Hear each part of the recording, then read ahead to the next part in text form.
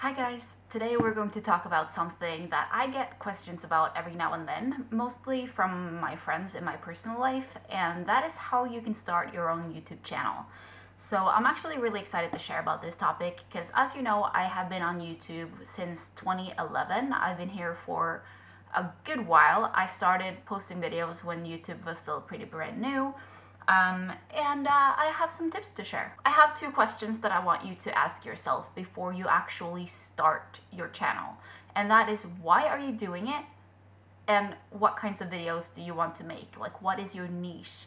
And the reason I want you to ask yourself these questions is because why you are doing it will have a lot to say about your motivation to make these videos. So if you are making this to be famous or to make money, probably it won't be for you because YouTube takes forever. You can be really lucky and you can have a viral video that will get you 100,000 subscribers almost overnight, but for most of us that's not the case. I have been on YouTube since 2011, like I said, and I have, as of today, almost 5,600 subscribers. I have been lucky. I found my niche now more recently, and it helped me into reaching people who actually like what I post.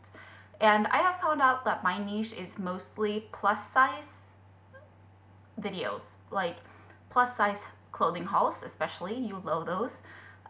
Weight loss videos, anything that has to do with me being a bigger person is specifically what you guys like to watch. And those are also videos that I love to make, so that doesn't bother me one bit.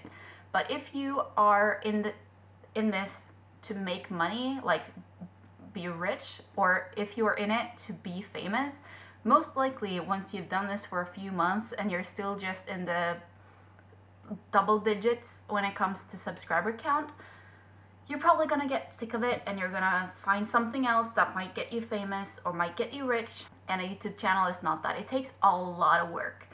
And the second one is, what is your niche? And that is because if you post one video about what I eat in a day and people love it, people click subscribe and people really like that video, you get tons of comments, tons of engagement, and then you never do a video like that ever again. And all of those subscribers who subscribed for that particular video, they're not going to click on your other videos because that is the type that they want to see, which is why it's so important to keep your videos in kind of the same niche. Now, all of your videos don't have to be that niche. I've heard a lot of people say about 70% should be that niche and then 30% can be something else.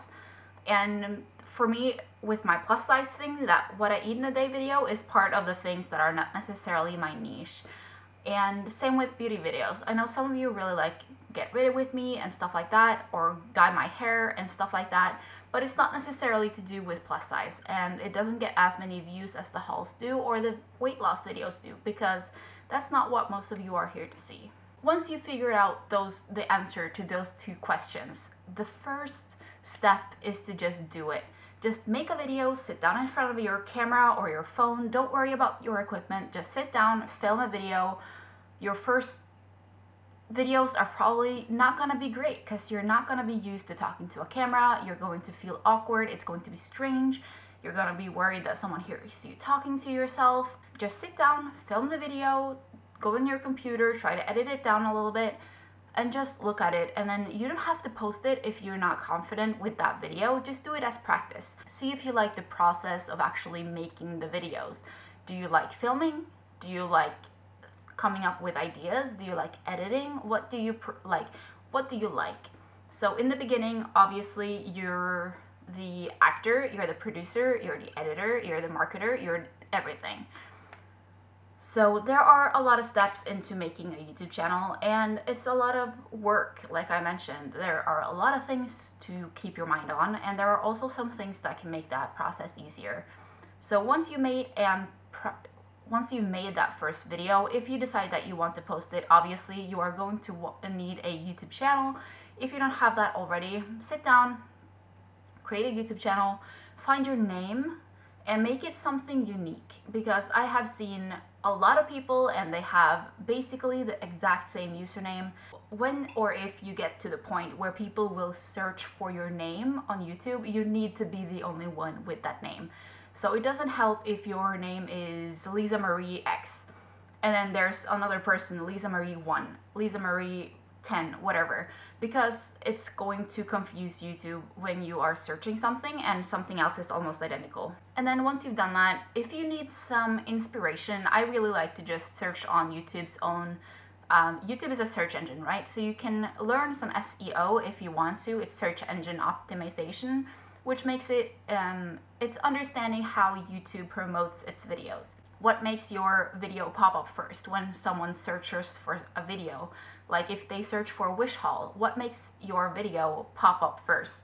Because if you're not in like the top, in the front page, people aren't gonna see it, because it's the same with Google. If you can't find it on the front page, it probably doesn't exist, right? So search engine optimization is really important, but there are things that you can do to make it easier. And one of those things that I personally use is TubeBuddy. And there's also another one called vidIQ, but I've never tried that one, so I don't know how that works. But with TubeBuddy, they have a thumbnail generator, which is great. You can add like text, and it just captures a screen image from your video. And you can add text, you can add some graphics. It makes it a lot easier.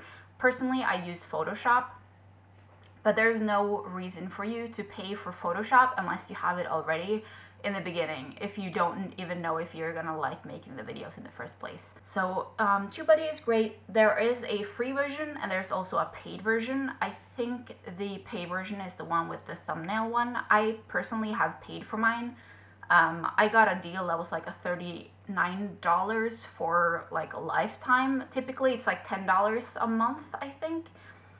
So I do have a link for TubeBuddy. It's tubebuddy.com/chrisbeeblack. It's not sponsored, but it is an affiliate link, so if you decide to use that link, then I will get a little bit of a commission for what you spend, but of course it will not cost you anymore. And I sincerely love TubeBuddy. When you upload your videos, it like has a lot of tags and you can just click on them instead of just writing down everything.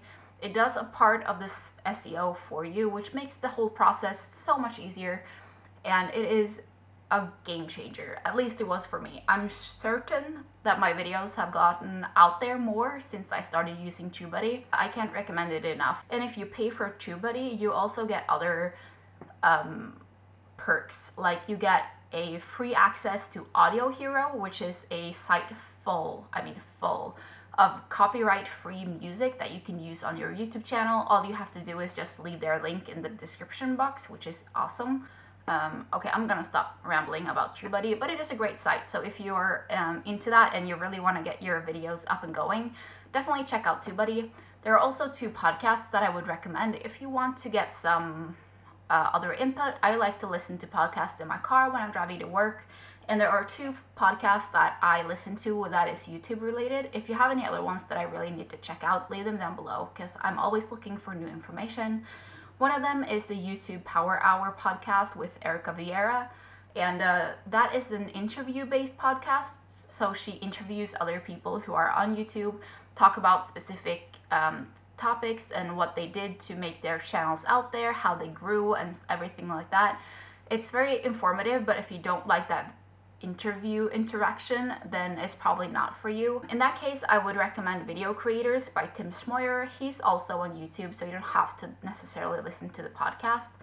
But he has more of a typical podcast style when there's one person just sitting and talking, and they talk a lot about YouTube, how to make your channel grow, SEO, what makes a thumbnail pop, and all of that stuff. So like I mentioned, when you first start out, don't stress about your equipment.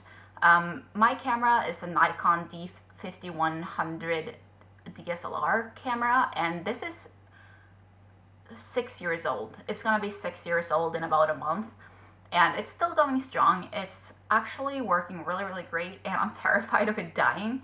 I vlogged with my phone for forever until this summer. I just used my phone. And all phones and everything like that today, they have such good cameras that you don't really need a camera.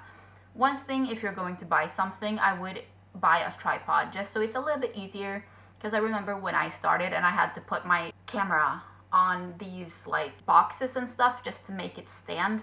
And that's not necessarily a great idea. The first tripod that I bought it from dx.com, I think. It's like a cheap China site like eBay and stuff like that. Just like the cheapest little tripod I could find. It was like $13 or something, and it just made me able to like lift my camera up from the ground, and it made it a lot better. So I'm gonna do a separate video on how I make my YouTube videos with the equipment that I use and all of that. So that's gonna be in a separate video, but I just wanted to mention, if you have a specific room that you can film in, like for me, I use my living room and my windows are there, so I need some light on my face. If not, this is gonna be really light and then this is gonna be really dark. So I have some lighting, but it's not necessarily something that you need to buy. But my light is super inexpensive. I bought it from Wish of all places, and it's actually working great.